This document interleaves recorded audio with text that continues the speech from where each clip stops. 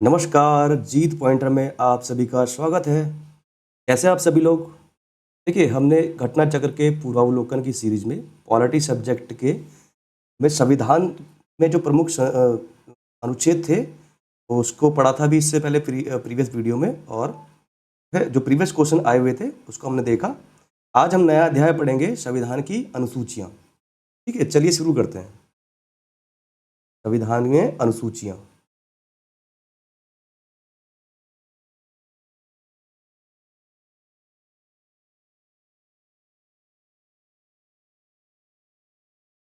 ठीक है, चलिए देखते हैं। भारत के मूल संविधान में 8 अनुसूचियाँ थी। जो भारत का मूल संविधान था उसमें कितनी अनुसूचियाँ थी? 8 अनुसूचियाँ थी। वर्तमान में 12 अनुसूचियाँ हैं, और अभी प्रेजेंट में कितनी अनुसूचियाँ हैं? 12 अनुसूचियाँ। ठीक है, देखेंगे तो पहली अनुसूची है वो किससे संबंधित है? राज्य एवं संघ राज्य क्षेत्र से। तो पहली अनुसूची है उसमें क्या है? राज्य एवं संघ राज्य क्षेत्र, यानी कि राज्य और केंद्र शासित प्रदेश। संघ राज्य क्षेत्र मतलब यूटी, यूनियन टेरिटरी, केंद्र शासित प्रदेश की बात की जा रही है। तो पहली अनुसूची में। दूसरी अनुसूची में देखते हैं, भारतीय संघ के पदाधिकारियों को मिलने वाले वेतन। तो अगर बात करें जो वेतन है, जो भी भारतीय संघ के पदाधिकारी हैं उनका जो वेतन है वो किस किस अनुसूची में है? दूसरी अनुसूची में। वेतन, भत्ते एवं पेंशन सारी, ठीक है, ये सभी किस में है? दूसरी अनुसूची में। आगे देखेंगे, तीसरी अनुसूची में भारतीय संघ के कुछ पदाधिकारियों की शपथ और प्रतिज्ञान। यानी अगर शपथ की बात करी जाए तो शपथ कौन सी अनुसूची में है? तीसरी अनुसूची में। ठीक है, पहली अनुसूची में राज्य संघ राज्य क्षेत्र, दूसरी अनुसूची में वेतन भत्ते पेंशन, और तीसरी अनुसूची में है शपथ। चौथी अनुसूची भारत के राज्यों तथा संघ राज्य क्षेत्र जैसे कि जम्मू एंड कश्मीर, दिल्ली व पुडुचेरी के राज्य सभा में प्रतिनिधित्व का विवरण है। यानी चौथी अनुसूची में क्या है? राज्यसभा की सीटों का आवंटन है। ठीक है, जो राज्यसभा की सीटें हैं वो किस प्रकार बांटी गई हैं संघ राज्य क्षेत्रों के बीच में और राज्य के बीच में। ठीक है, संघ राज्य क्षेत्रों के बीच में और राज्यों के संघ राज्य क्षेत्रों के बीच में राज्यसभा की सीटों का जो आवंटन है वो बताया गया है। तो अगर प्रश्न इस प्रकार बनता है कि राज्यसभा की सीटों का आवंटन कौन सी अनुसूची में है, तो किस में है? चौथी अनुसूची में। ध्यान रखेंगे, राज्यसभा की सीटों का बंटवारा या राज्यसभा की सीटों का आवंटन चौथी अनुसूची में है। आगे देखेंगे, पांचवी अनुसूची अनुसूचित क्षेत्रों तथा अनुसूचित जनजातियों के प्रशासन व नियंत्रण के बारे में उपबंध है। ठीक है, देखिए पांचवी अनुसूची में क्या है? जो अनुसूचित क्षेत्र हैं और अनुसूचित जनजातियों की, जो अनुसूचित क्षेत्र और अनुसूचित जनजातियों के प्रशासन व नियंत्रण के बारे में उपबंध है। सीधा सीधा मतलब ये है कि जो अनुसूचित जाति और अनुसूचित जनजाति के क्षेत्र और प्रशासन के बारे में जो उपबंध किया गया है वो किस में किया गया है? पांचवी अनुसूची में। ध्यान रखेंगे, पांचवी अनुसूची के अधीन जनजातीय भूमि का खनन के लिए निजी पक्षकारों को अंतरण, आकृत और शून्य घोषित किया जा सकता है। पांचवी अनुसूची में ये बताया गया है कि जो जनजातीय क्षेत्र होंगे, ठीक है, वहां पे कोई भी जो है खनन जैसी कार्रवाई, खनन जैसे कोई प्राइवेट जो है काम जो है वहां पे मान्य नहीं होगा, वो शून्य घोषित किया जा सकता है। ठीक है, यानी कि उनके क्षेत्र में कोई भी जो है छेड़छाड़ नहीं की जा सकती। ये पांचवी अनुसूची में बताया गया है। ठीक है, आगे देखते हैं छठवीं अनुसूची। असम, मेघालय, त्रिपुरा और मिजोरम के जनजातीय क्षेत्रों के प्रशासन के बारे में उपबंध है। देखिए छठवीं अनुसूची में क्या है? 4 राज्य हैं, इनके नाम याद रखने हैं, असम, मेघालय, त्रिपुरा और मिजोरम। यानी आप इस प्रकार भी आ सकते हैं, ATMM, यानी असम, त्रिपुरा, मेघालय और मिजोरम। ये 4 राज्य हैं। ठीक है, इन 4 राज्यों के जनजातीय क्षेत्र का जो प्रशासन है उसके बारे में किस में है? छठी अनुसूची में। ठीक है, तो प्रश्न इस प्रकार आता है, मान लीजिए कि प्रश्न आएगा कि इसमें से कौन से राज्य के जनजातीय क्षेत्र के बारे में छठी अनुसूची में नहीं है या है। तो इन 4 ऑप्शंस को आपको याद रखना है, असम, मेघालय, त्रिपुरा और मिजोरम। ठीक है, आगे देखेंगे 7वीं अनुसूची, केंद्र व राज्यों के बीच शक्तियों का विभाजन।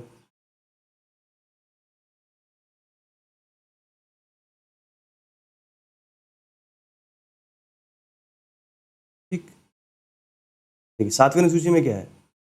केंद्र व राज्यों के बीच शक्तियों का विभाजन है। केंद्र व राज्यों के बीच शक्तियों का विभाजन किस में है? 7वीं अनुसूची में। और इसको जो है 3 सूचियों में बांटा गया है। कितनी सूचियों में? 3 सूचियों में बांटा गया है। पहली है संघ सूची, दूसरी है राज्य सूची और तीसरी है समवर्ती सूची।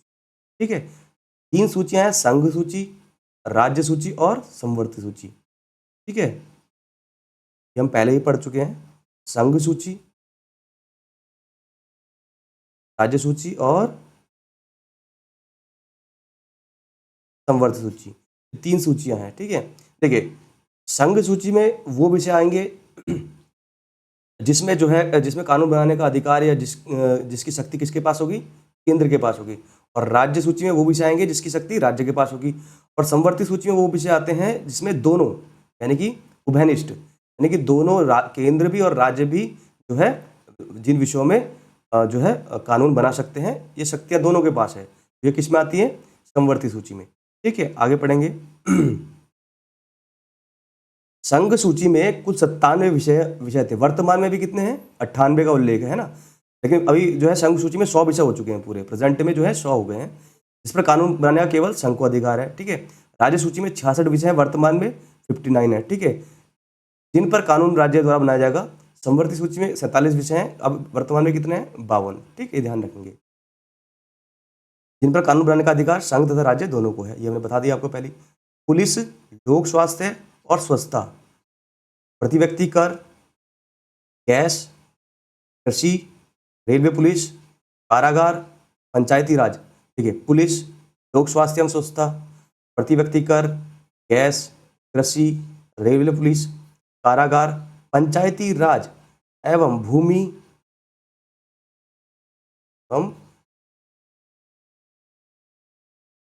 भूमि सुधार किसमें है? राज्य सूची के विषय है। ध्यान रखेंगे, ये राज्य सूची के विषय बहुत अच्छे तरीके से याद रखेंगे, क्योंकि कई बार एग्जामिनर पूछता है कि इनमें से कौन सा विषय राज्य सूची का है, कौन सा नहीं है। ठीक है, तो राज्य सूची के विषय जो है आपको याद रखने हैं। देखिए कौन कौन से हैं? पुलिस, ठीक है, पुलिस क्या है? राज्य सूची का विषय है। लोक स्वास्थ्य एवं स्वच्छता किसका है? राज्य सूची का विषय है। प्रति व्यक्ति कर, तो प्रति व्यक्ति टैक्स लगता है, वो किसका है? राज्य सूची का। गैस, राज्य सूची का। कृषि, राज्य सूची का। रेलवे पुलिस, राज्य सूची का। कारागार, राज्य सूची का। पंचायती राज एवं भूमि सुधार, पंचायती राज एवं भूमि सुधार दोनों किसका है? राज्य सूची के विषय हैं। ठीक है, आगे देखते हैं। रेडियो और टेलीविजन। ठीक, रेडियो और टेलीविजन, शेयर बाजार, डाकघर, बचत बैंक, जनगणना, बैंकिंग, बीमा, रक्षा, रेलवे एवं निगम कर। ये ध्यान रखना, रेलवे एवं निगम कर, ये सब किसके विषय हैं? संघ सूची के विषय हैं। ठीक है, तो रेडियो और टेलीविजन किसका विषय है? संघ सूची का। शेयर बाजार संघ सूची का, डाकघर संघ सूची का, बचत बैंक संघ सूची का, जनगणना कई बार पूछा गया है, मोस्ट इंपोर्टेंट, जनगणना किसका विषय है? संघ सूची का। बैंकिंग संघ सूची का। बीमा, रक्षा, रेलवे एवं निगम कर संघ सूची का। जबकि यहाँ पे बोल रहे हैं रेलवे एवं निगम कर, जबकि प्रति व्यक्ति कर किसका है? राज्य सूची का। और रेलवे किसका है? राज्य सूची का। ठीक है, लेकिन यहाँ पे बोला जा रहा है रेलवे एवं निगम कर, ये किसका है? संघ सूची का। ठीक है, ध्यान रखेंगे। आगे देखते हैं आर्थिक योजना। ठीक है, जो भी आर्थिक योजनाएं बनाई जाती हैं। आपराधिक मामले, जनसंख्या नियंत्रण और परिवार नियोजन, शिक्षा, वन, दंड प्रक्रिया, विवाह विच्छेद यानी तलाक, गोद लेना, ये सब समवर्ती के विषय हैं। ठीक है, ध्यान रखेंगे। देखिए आर्थिक योजना समवर्ती सूची का, आपराधिक मामले जो है ये भी समवर्ती सूची के होते हैं। समवर्ती मतलब इसमें केंद्र और राज्य दोनों की शक्ति होती है, दोनों का अधिकार होता है कानून बनाने का। ठीक है, या उस पर कार्रवाई करने का। जनसंख्या नियंत्रण, ध्यान रखेंगे, जनसंख्या नियंत्रण और परिवार नियोजन, यहाँ पे थोड़ी सी कंफ्यूजन है, ध्यान रखेंगे। जनसंख्या नियंत्रण और परिवार नियोजन ये किसका है? समवर्ती सूची का है। जबकि जनगणना, ध्यान रखेंगे, जनगणना, ठीक है, जनगणना किसका है? ये संघ सूची का विषय है, ध्यान रखेंगे, यानी केंद्र का विषय है जनगणना। जनगणना केंद्र का विषय है, जबकि जनसंख्या नियंत्रण और परिवार नियोजन ये समवर्ती सूची के विषय है। और शिक्षा ये भी किसका है? समवर्ती सूची का है। वन समवर्ती सूचिका। दंड प्रक्रिया, ठीक है, जो भी दंड प्रक्रिया होती है वो भी किसका है, सॉरी माफी चाहूंगा, समवर्ती सूचिका है। विवाह और विवाह विच्छेद यानी तलाक, ये भी किसका है, समवर्ती सूचिका। गोद लेना, तो गोद लेते हैं बच्चों को इस तरीके से, ये भी किसका है, समवर्ती सूचिका। तो ये सारे विषय आपको याद रखने पड़ेंगे। एग्जामिनर पूछ लेगा आपसे, ये बताइए कि शिक्षा किस सूची का विषय है, तो समवर्ती सूचिका। जनगणना किस सूची का विषय है, ये संघ सूची का विषय है, ठीक है। क्या पूछ लेंगे आपसे, जनसंख्या नियंत्रण, जनसंख्या नियंत्रण किस सूची का विषय है, समवर्ती सूची का। आगे देखते हैं 8वीं अनुसूची। ये 8वीं अनुसूची क्या है, इसमें भारतीय संविधान द्वारा वर्तमान में मान्यता प्राप्त 22 भाषाओं का उल्लेख है। कितनी, 22। तो सीधा सीधा प्रश्न ये बनता है कि भाषाओं का उल्लेख किसमें है, 8वीं अनुसूची में, ठीक है। भाषाओं का उल्लेख कौन सी अनुसूची में, 8वीं अनुसूची में। या सीधा ये पूछ लेगा 8वीं अनुसूची में क्या है, तो मान्यता प्राप्त भाषाएं हैं, जो संविधान में जो मान्यता प्राप्त भाषाएं हैं उसका उल्लेख किसमें है, 8वीं अनुसूची में। और कितनी है मान्यता प्राप्त भाषाएं, प्रेजेंट में 22। ध्यान रखेंगे, कुल 22 भाषाएं जो है जिनको मान्यता प्राप्त है हमारे संविधान में। मूलतः इसमें पहले कितनी भाषाएं थी, 14 भाषाएं थी। ये बहुत महत्वपूर्ण पॉइंट है, इसको समझेंगे। पहले 14 भाषाएं थी, अभी प्रेजेंट में 22 भाषाएं हो गई हैं, क्योंकि संशोधन होते रहे और भाषाएं जुड़ती गई, ठीक है।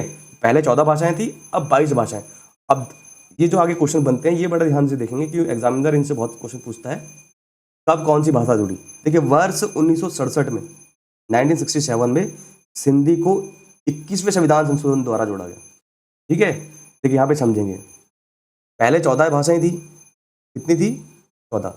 अब एक और जुड़ गई तो कितनी हो गई, 15। तो 15वीं भाषा कौन सी जुड़ी, सिंधी, ठीक, सिंधी। सिंधी जुड़ी 15वीं भाषा है। तो आपसे प्रश्न यही पूछ सकता है कि ये बताइए कि सिंधी कौन से नंबर की भाषा थी, 15वें नंबर की भाषा थी सिंधी। अब 2-3 पॉइंट है इसमें याद रखने हैं, कब जुड़ी, किस संशोधन से जुड़ी, ठीक है। तो कब जुड़ी, 1967 में, 1967 में जुड़ी, ठीक। और संविधान संशोधन कौन सा था, 21वां, ठीक है, ध्यान रखेंगे। तो प्रश्न अगर इस तरीके से बनता है कि किस संविधान संशोधन के द्वारा सिंधी भाषा को जोड़ा गया, तो 21वें संविधान संशोधन के द्वारा हिंदी भाषा को जोड़ा गया। और कब जोड़ा गया, 1967 में। कौन से नंबर की भाषा बनी, 15वें नंबर की भाषा बनी। आशा करता हूँ क्लियर होगा क्वेश्चन आपको। यहाँ से क्वेश्चन बहुत बनते हैं, आगे देखेंगे। वर्ष 1992 में, कब, 1992 में कोंकणी, नेपाली और मणिपुरी, ये 3 भाषाएं जोड़ी गई। कौन कौन सी, कोंकणी, नेपाली और मणिपुरी। कब, 1992 में, ठीक है। 1992 में 3 भाषाएं और जुड़ गई हैं, ठीक है। कौन कौन सी, कोंकणी, मणिपुरी और नेपाली। 3 भाषाएं जोड़ी गई, कब जोड़ी गई, ध्यान रखेंगे। 3 भाषाएं जोड़ी गई, कब जोड़ी गई, 1992 में, ठीक है। 1992 में जोड़ी गई 3 भाषाएं, कोंकणी, मणिपुरी, नेपाली। इस तरीके से आप याद कर लीजिए, ठीक है। 1992 में जोड़ी गई। और संविधान संशोधन कौन सा था, 71वां संविधान संशोधन। ध्यान रखेंगे, कौन सा, 71वां संविधान संशोधन। यानी 71वां संविधान संशोधन करके ये 3 भाषाएं जोड़ी गई, कोंकणी, मणिपुरी और नेपाली, कब, 1992 में, ठीक है। और सिंधी जोड़ी गई थी 21वें संविधान संशोधन से। आगे देखेंगे, 71वें संविधान संशोधन द्वारा जुड़ी हुई है। वर्ष 2004 में, देखिए वर्ष 2004 में संथाली, डोगरी, मैथिली, बोडो को 92वें संविधान संशोधन द्वारा 2003 द्वारा 8वीं अनुसूची में शामिल किया गया। देखिए 4 भाषाएं और जोड़ी गई कब, 2003 में संशोधन हुआ। ध्यान रखेंगे, 2003 में संशोधन हुआ।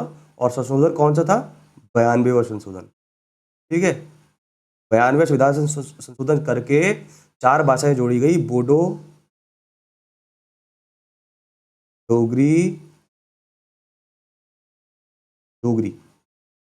मैथिली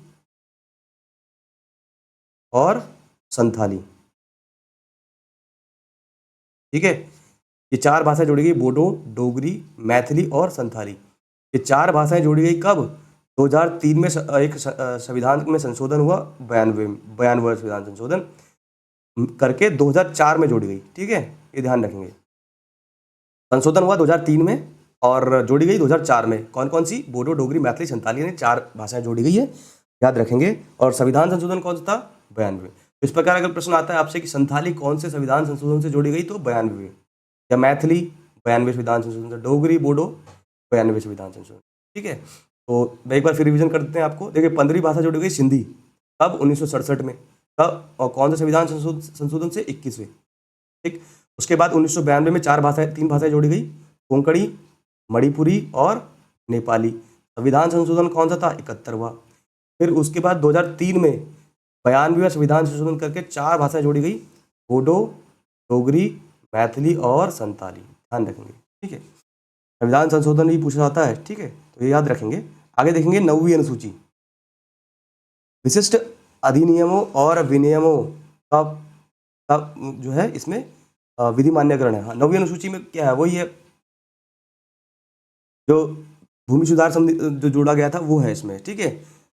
और कौन संविधान संशोधन से? प्रथम संविधान संशोधन से। जो पहले 8 अनुसूची थी, ठीक है, तो एक और अनुसूची जोड़ी गई, कौन सी? 9वीं अनुसूची, ठीक है, जिसमें क्या था? भूमि सुधार अधिनियम था, वो इसमें जोड़ा गया था। तो यहाँ पे जो दिए गए हैं विशिष्ट अधिनियमों और विनियमों का विधि मान्यकरण, ये थोड़ा टफ लैंग्वेज दी है। इसमें सिंपल से ये पूछा जाता है कि भूमि सुधार जो जोड़ा गया वो कौन सी अनुसूची में जोड़ा गया? 9वीं अनुसूची में जोड़ा गया, ठीक है, भूमि सुधार। और कौन से संविधान संशोधन से जोड़ा गया? प्रथम संविधान संशोधन से जोड़ा गया, ध्यान रखेंगे। कब? 1951 में। 1951 में प्रथम संविधान संशोधन करके 9वीं अनुसूची जोड़ी गई, जिसमें क्या था? भूमि सुधार था, ठीक है। आगे देखेंगे, संविधान में शामिल 9वीं अनुसूची को भारत के प्रथम प्रधानमंत्री जवाहरलाल नेहरू के कार्यकाल के दौरान भारतीय संविधान में शामिल किया गया था, ठीक है। इस अनुसूची में लगभग 282 अधिनियम थे, ठीक है। आगे देखेंगे 10वीं अनुसूची, दल परिवर्तन के आधार पर निरहरता के बारे में उपबंध, ठीक है। तो 10वीं अनुसूची थी, पहले तो 10वीं अनुसूची जोड़ी गई, वो कब जोड़ी गई? 52वें संविधान संशोधन अधिनियम करके 1985 में, ठीक है। 10वीं अनुसूची कब जोड़ी गई? 1985 में जोड़ी गई। संविधान संशोधन कौन सा था? 52वां, ठीक है। 52वां संविधान संशोधन करके 1985 में 10वीं अनुसूची जोड़ी गई, जिसमें क्या था? दल बदल था। दल बदल जो नियम थे उसके बारे में, दल बदल कानून जो थे उसके बारे में, ठीक है। जैसे तो विधायक वगैरह जो होते हैं नेता, वो अपना दल बदल कर रहे थे, एक पार्टी से दूसरी पार्टी में चले जाते हैं, तो उसके लिए कुछ कानून बनाए गए थे, और ये जोड़ा गया था 10वीं अनुसूची में, ठीक है। संविधान संशोधन 52वां, और कब? 1985 में। आगे देखते हैं 11वीं अनुसूची, बहुत महत्वपूर्ण है, बहुत ज़्यादा। 11वीं अनुसूची से बहुत क्वेश्चन बनते हैं, इसको समझेंगे आराम से।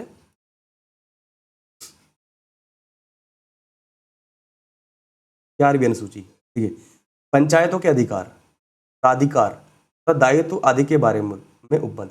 जो पंचायत 11वीं अनुसूची में जोड़ा गया, वो क्या जोड़ा गया? पंचायत जोड़े गए। पंचायत किस में जोड़े गए? 11वीं अनुसूची में जोड़े गए, ध्यान रखेंगे।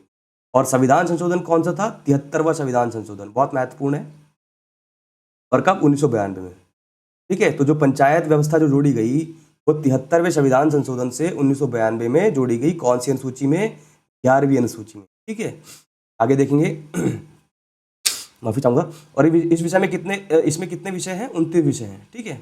आगे देखेंगे 12वीं अनुसूची, नगर पालिकाओं का अधिकार। जो नगर पालिकाएं जोड़ी गई, अधिकार और प्राधिकार तथा दायित्व, जो नगर पालिकाएं जोड़ी गई, नगर पालिकाएं जो होती है वो किस में जोड़ी गई? 12वीं अनुसूची में, ठीक है। नगर निगम, नगर पालिका, ये 12वीं अनुसूची में जोड़ी गई। कब? 74वें संविधान संशोधन से 1992, ठीक है।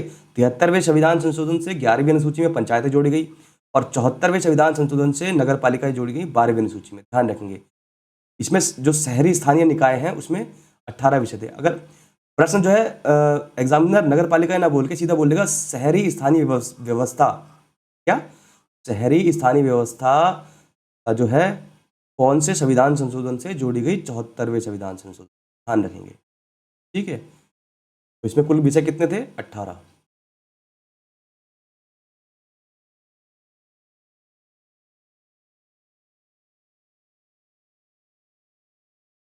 इसमें प्रश्न देख लेते हैं कितने हैं।